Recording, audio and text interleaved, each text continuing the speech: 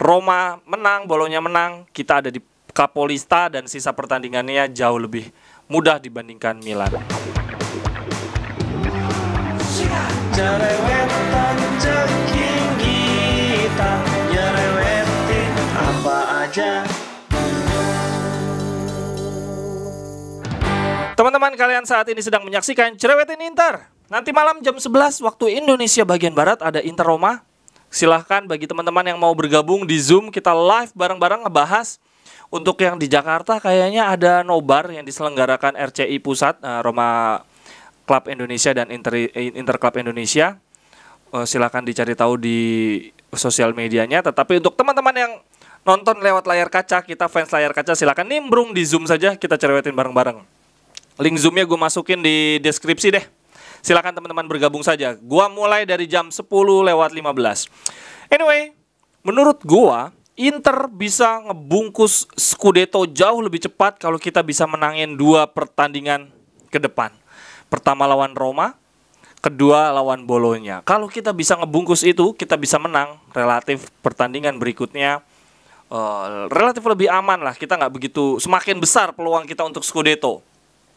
Kenapa? Karena di pertandingan berikutnya berarti kita akan lawan Udinese, Empoli, Cagliari, Sampdoria. Sementara di sisi Milan ada Fiorentina, Verona, Atalanta, Sassuolo. Lebih sulit. Kita berat banget nih nanti nih lawan Roma. Kemudian lawan Bolonya, karena Bolonya ini tabungan nih. Jadi percuma tabungan kita kalau kita kalah atau seri.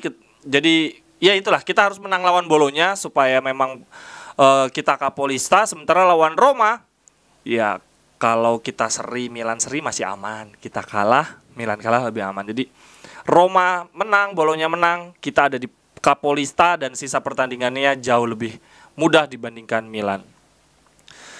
Agak khawatirnya adalah besok ini nanti malam ini Vidal absen. Dia cedera tuh, diinjak sama si Theo Hernandez, harusnya red card dia kemarin tuh, nyebelin. Tapi dari sisi Roma sendiri mereka tanpa Zaniolo. Dan gue baru baca berita juga dia Cristante kemungkinan disimpan, bahkan gak dibawa ke pertandingan lawan Inter oleh Mourinho, karena mereka akan fokus ke Conference League lawan Leicester. Dari Inter bahkan ada yang prediksi Dzeko sama Lautaro duet lagi. Aduh, ngapain sih Dzeko Lautaro? Udah si Lautaro disimpan aja biar Alexis sama Dzeko juga nggak apa-apa. Ini kalau kayak gini ntar di babak kedua yang masuk siapa? Ini udah penting banget, jangan sampai deh. Sementara di lini bertahan ada Bastoni, Dufray, dan Skriniar yang kemarin clean sheet lawan Milan.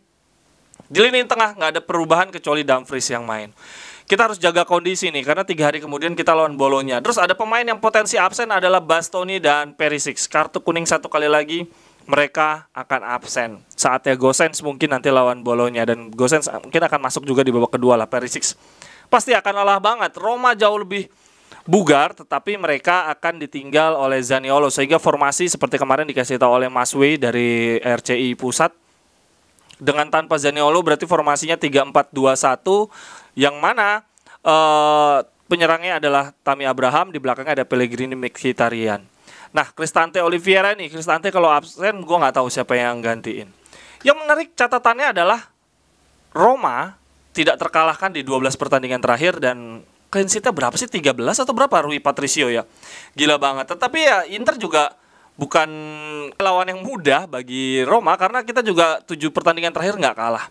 Jadi sekarang di Serie A itu Roma paling tinggi 12 pertandingan tak terkalahkan 12 game unbeaten streak. Di bawahnya Milan 11, kemudian Inter 7, Fiorentina 6. 4 tim paling hot saat ini. Sementara catatan menarik lainnya adalah Inter saat ini Inter tidak pernah kalah dari Roma di kandang sejak 2017. Since then, they have managed 1 win and 3 draw. Oh, Inter Milan tidak pernah have not lost at home to Roma. Kita tidak pernah kalah dari Roma dari sejak 2017, cuma 1 menang 3 seri ternyata. Roma saat ini 12 pertandingan unbeaten.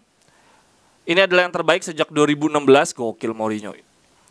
Inter tidak terkalahkan 31 dari 33 pertandingan di home Serie A. Oh, gila.